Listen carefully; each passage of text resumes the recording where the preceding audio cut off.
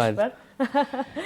And it feels so good to have a voice like you with us. And सबसे पहले sir ये मित्रता हो गई है, डोनाल्ड ट्रंप अब देखो मित्रता तो पहले थी, पोस्टरिंग चल रहा था, राइट?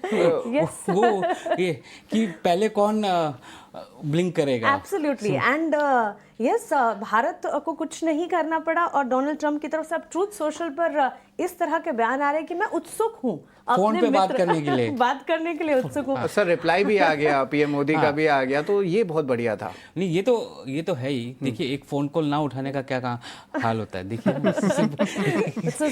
प्लीज टेल अस कैसे देखें हम इसे, और ग्लोबल फ्रंट पर सब कुछ कैसा नजर आ रहा है? इसका सेटअप देखते हैं कैसे हो रहा है। डोनाल्ड ट्रंप चाहते थे कि इंडिया पे एडिशनल टैरिफ लगाया जाए रशिया की वजह से, और उसके लिए उनको यूरोपियन यूनियन का सपोर्ट चाहिए था।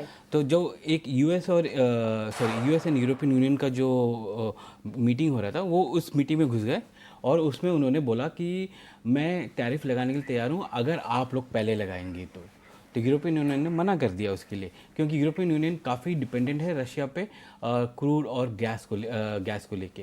एंड उसी की वजह से जो हम देख रहे हैं कि जो टैरिफ 50% पे जो अटका हुआ है वो अब ऊपर नहीं जा सकता, वो वहाँ पर अटक गया है। और उसका मतलब ये है कि वो 50 जो है वो अभी एक गले का कांटा बन गया है उनके लिए, क्योंकि वो ना उगल सकते हैं ना थूक सकते हैं, सिंपल एज दैट। सो इसलिए अगर आप देखेंगे उनको कि एक थोड़ा सा एक थॉरनेस आई है इस रिलेशनशिप में कि ठीक है हम टेबल पे आके बात करते हैं। अगस्त में यूएस की पूरी टीम आने वाली थी इंडिया में, वो टीम ने अपना एंटायर ट्रिप कैंसिल कर दिया। तो अभी जो नेक्स्ट जो होगा कि डोनाल्ड ट्रंप ने ट्वीट किया है, मोदी ने रिस्पॉन्ड किया है, और अभी जो होगा जो पीयूष गोयल बोलते आए हैं कि हम उम्मीद करते हैं कि नवंबर तक हमारा फर्स्ट फेज़ कंप्लीट हो जाएगा, वो होने की उम्मीद है अभी, क्योंकि अभी ट्रेड टैरिफ्स आएंगे। सो 2-3 चीज़ें इसमें वेरी क्लियर है। 100% ज़ीरो नहीं होने वाला है। लेबर इंटेंसिव सेक्टर्स जैसे आपके टेक्सटाइल्स हो गए, फिशरी हो गए, फार्म सेक्टर हो गए, इन सब में कहीं पर भी उनको कुछ गुंजाइश नहीं मिलने वाली। दो आई थिंक इंडिया थोड़ा सा कोटा सिस्टम लगाएगा इन सारे सेगमेंट्स में आगे जाके, कि हम ग्रेजुअली हम इसको करेंगे, वो भी प्रोसेसिंग यूनिट्स में करेंगे, ना कि फ्री एग्री उसमें करेंगे। तो वो सब चीज़ें जो बात हो रही है यूएस और इंडिया के बीच में, वो आगे चलेगी। और ये एक नेचुरल वो है, राइट? मीन्स अगर आप एससीओ समिट को देखेंगे, वो रिजल्ट लाए ना लाए, बट एक नैरेटिव बन रहा था कि चाइना इस गेम को आगे ले जा रहा है, और यूएस के पास अभी कोई ऑप्शन नहीं है to get back India into on the table. So ये जो आप देख रहे हैं ना, वो उसकी वजह से है।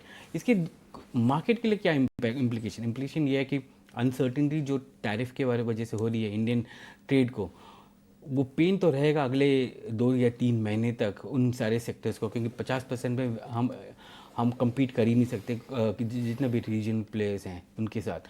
बट 3 महीने के बाद तो ऐसी उम्मीद है कि ये सारे एक्सपोर्ट सेक्टर्स को बेनिफिट करेगा।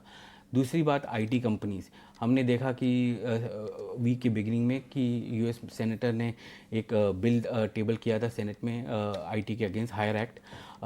वो जो है वो शायद अब आगे नहीं जाएगा, क्योंकि अगर इंडिया यूएस रिलेशनशिप उसको आगे बढ़नी चाहिए तो वो ऐसे बिल जो हैं वो पास नहीं होंगे सेनेट में, तो वो वहाँ पर रुक जाएगा उस हिसाब से। सो आईटी के लिए ये पॉजिटिव है, क्योंकि आईटी काफ़ी नेगेटिव रहा है। अगर आप एफआई के डेटा देखेंगे ना, तो अगस्त 15 से 31 के बीच में एफआईएस ने लगभग 9,800 करोड़ फाइनेंशियल सर्विसेज में बेचा था, और आईटी में लगभग 4,900 करोड़ बेचा था 15 दिन के अंदर, ये ट्रेडिंग डेटा जो आया है। तो वो जो नेगेटिविटी है और आईटी अंडर परफॉर्म कर रहा है साल से अब तक लगभग 20-25 तक का गिर गया, पूरे सारे आईटी कंपनीज गिरे हैं, तो वो जो है वहाँ पर थोड़ा सा इम्प्रूवमेंट आएगा।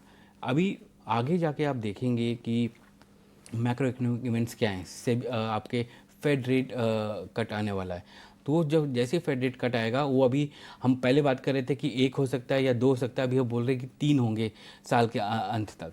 तो इसका मतलब ये है कि डिस्क्रिशनरी स्पेंड्स वापस आ जाएंगे, और वो जो आईटी कंपनीज वो हाँ बजट्स तो कम ही रहेंगे पिछले साल से इस साल, क्योंकि आपका आधा साल तो निकल ही है, मतलब 9 महीने तो ऑलमोस्ट निकल गए हैं, राइट। उनके तो वहाँ पर कैलेंडर ईयर के बजट्स होते हैं आईटी स्पेंड्स के, तो 9 महीने का तो निकल गया, बट स्पेंड्स जो आ रहे हैं डिस्क्रिशनरी स्पेंड्स वो आईटी के लिए बहुत लाभदायक होने वाले हैं। सो हम ये कहते हैं कि अगर हमारे IT index 21 times forward earnings चल रहा है, वो भी एक्सपेंसिव है, तो वो एक्सपेंसिव को आप जस्टिफिकेशन के लिए आपका डिस्क्रिशनरी स्पेंड जरूरी है, और वो उसकी वजह से जो रेवेन्यू बॉयंसी आएगी आईटी कंपनी की, जो फ्लैट हम देख रहे हैं ग्रोथ, वो शायद रिटर्न करेगा, बट जो रिटर्न होगा वो अभी इमीडिएटली नहीं होने वाला है, आपको एटलीस्ट 2 क्वार्टर लगेंगे वो नंबर्स को दिखने में।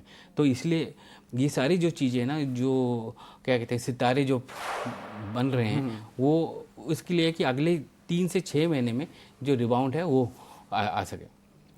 जी बिल्कुल, आईटी सेगमेंट पे जो है हमने बात भी की है, रिबाउंड आ सकता है और थोड़े मार्जिन्स में भी अप मूव आ सकती है। लेकिन सजीत सर, एफआईस को लेके जो है ऑफ कोर्स क्वेश्चन रहता है, कुछ चर्निंग्स भी आती है, और देखिए 11 दिन के बाद कि सेलिंग के बाद थोड़ा सा बाय आउट आया है।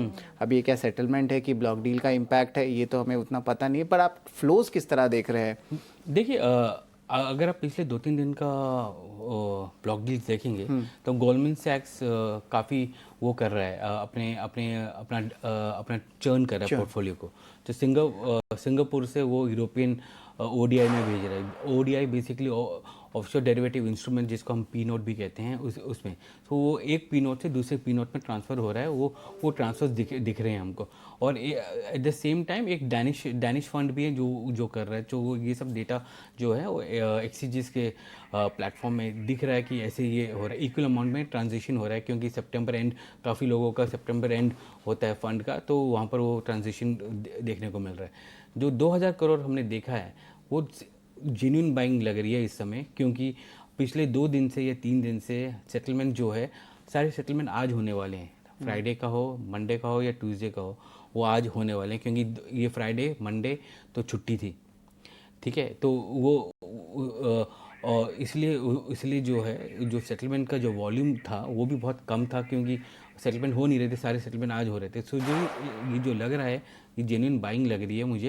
ऐसा नहीं है कि कि शफल हो रहा है, एक से खरीद रहा है, एक दूसरा बेच रहा है। और ब्लॉक डील भी हमने उतने देखे नहीं है पिछले कल उसमें उतने ब्लॉक डील देखे नहीं है। जो देखे हैं कि एटर्नल के आए हैं, स्विगी के आए हैं, या बाकी भारत फोर्ज वगैरह के आए हैं, वो सब गोल्डमैन सैक्स का ब्लॉक डील था, जो एक फंड से दूसरे फंड में जा रहा था। सो उतना वो है नहीं। जो आपने एफआई की बात की, उसमें एक मेजर जो चीज़ें चल रही हैं आज के डेट में, अगर आप एशियन एफआईस को देखेंगे तो एशियन एफआईस बोलते हैं कि वहाँ पर डिबेट चल रहा है आईटी को लेके स्पेशली, कि ये स्टॉक्स काफ़ी गिर गए हैं, इनको खरीदना चाहिए कि नहीं, वैल्यू बढ़े, वेदर ये अंडर वैल्यूड हो गए हैं कि नहीं।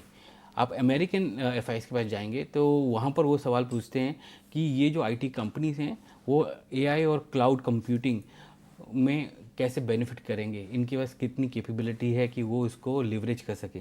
सो ये जो 2 डिफरेंट डिबेट चल रही है ना, एशिया और यूएस में, दोनों कैटेगरी ऑफ इन्वेस्टर्स में वो डिबेट चल रही है।